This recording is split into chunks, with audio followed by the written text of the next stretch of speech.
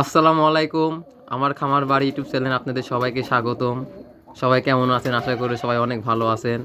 তো দীর্ঘ কয়েকদিন আগে আমি একটা ভিডিও ছাড়ছিলাম আমার বন্ধুর খামারের।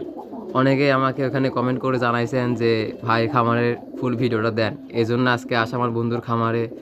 তো চলুন আমার বন্ধুর মুখে শোনা যাক এখানে কি কি কবুতর আছে, কি কি খাবার খাওয়াচ্ছে, কি কি ভিটামিন দিচ্ছে এবং রোগ প্রতিরোধের কিভাবে কি করতেছে।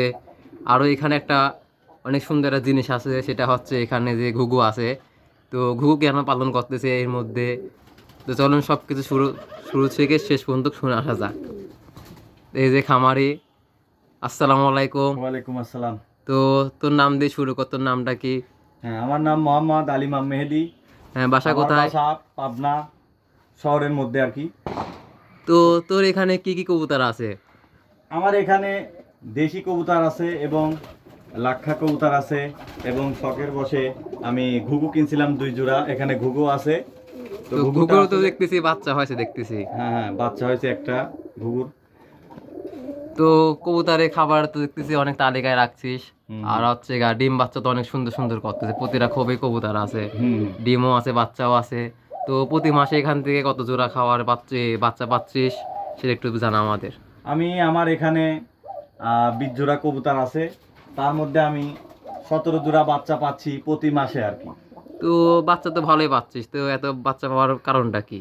কি এর খাওয়াচ্ছিস? এর মূল কারণ হচ্ছে 3টা জিনিস আছে। একে তো আমি মিক্সার খাবার খাওয়াই, যেমন ভুট্টা, গম, হেংটি, বাজরা, অনেক খাবার মিক্স খাবার। এবং ভিটামিন হিসাবে আমি ক্যালপ্লেক্স ব্যবহার করি, রেনা ডাব্লিউএস ব্যবহার করি। এরপরে ঠান্ডার জন্য আমি রেনামাইসিন এবং কসমিক প্লাস এটা খাওয়াই। এর ফলে আমার কবুতরগুলো সুস্থ থাকে।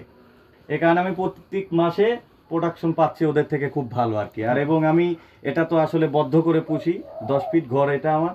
এখানে আমি বাইরে যাই না, এখানে আমার খুব কবুতর সব কতগুলো এখানে। আছে? আমার এখানে 45টা খোপ আছে এবং সামনে আরো বাড়াবো ইনশাল্লাহ। খোপের সাইজ কত বাই কত? খোপের সাইজ এবং আমার আছে এখানে 9-10 করে। 9-10 করে না? হ্যাঁ, তো এত কবুতর থাকতে দেশি কবুতর পালন করার প্রতি এত আগ্রহ কিসের জন্য, সেটা তো একটু বলতেই।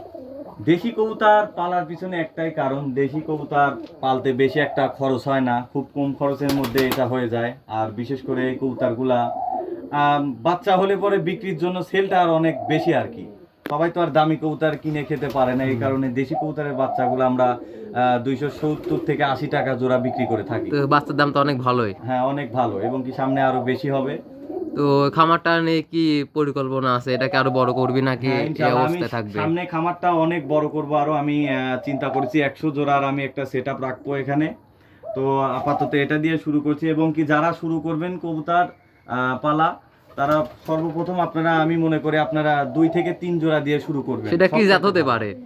সেটা আপনার অরিজিনাল দেশি দিয়ে যদি আপনারা শুরু করেন সবচাইতে ভালো হবে হুম। তা এরকম। এই কবুতর থেকে কি কোনো হচ্ছে আয় হচ্ছে না শুধু হচ্ছে লসই হচ্ছে? না না, কবুতর বসে অবশ্যই খেয়ে এটা বুঝতেছিস আয় তুই। আছে। যারা এটা খুব ভালোভাবে কেয়ার করতে পারবে তাদের পক্ষে আসলে খুব ভালো হবে।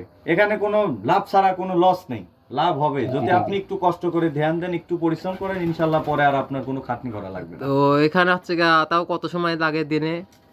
কত সময় দিচ্ছিস তুই এই কবুতরের পিছনে? আমি সময় দিচ্ছি বলতে আমি সারা দিনে এখানে 2 বার আসি। সকালে একবার আসি এবং রাত্রে। এই সারা দিনে 2 বার আসলে হয়ে যাচ্ছে। সকালে একবার খাবার দিচ্ছি এবং রাত্রে একবার খাবার দিয়ে লাইট অফ করে দিচ্ছি 8টার সময়। অনেকেই তো হচ্ছে 3 বেলা খাবার দেয়, সকালে দুপুরে এবং বিকালে। তুই সকালে আর শুধু রাতে দিচ্ছিস, সেটার কোনো কি বিশেষ কারণ এটা আছে একটা নাকি? বিশেষ কারণ অবশ্যই আছে, কারণ অতিরিক্ত খাবার দিলে পরে কবুতরের সমস্যা হয়, খাবারগুলাও নষ্ট হয়, খেতে চায় না। আর ওদেরকে আপনারা যদি একটু মানে ক্ষুধা লাগিয়ে খাওয়ান, তাহলে কবুতরটা খাবারটা খাবে, নষ্ট করবে না। এই কারণে আপনারও লস হবে না, খুব ভালো হবে, কবুতরগুলোও খাবে ঠিক টাইমে, ওদের শরীরটাও ভালো থাকবে। তো আর কিছু তো সবকিছু জানালামই তো। আমার চ্যানেলের পক্ষ থেকে কিছু একটু বলে দে। জি।